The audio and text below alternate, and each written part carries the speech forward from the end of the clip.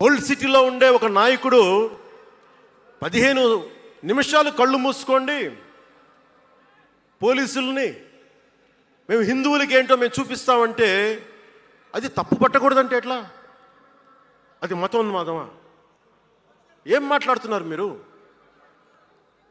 బతుకమ్మ బతుకమ్మ బతుకమ్మ అని చెప్పి బతుకమ్మ పాటని మీరు వెటకారం చేసి ఓల్డ్ సిటీ నాయకుడు మాట్లాడితే దాన్ని డిఫెండ్ చేసుకోవటం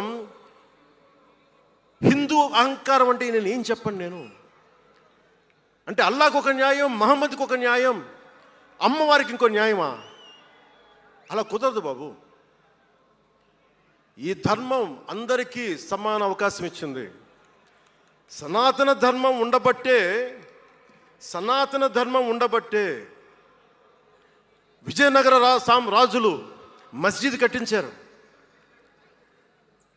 సనాతన ధర్మం కాబట్టే బంగ్లాదేశ్ని హిందువుల రక్తంతో తడిపి బంగ్లాదేశ్కి విముక్తి కలిగించాం.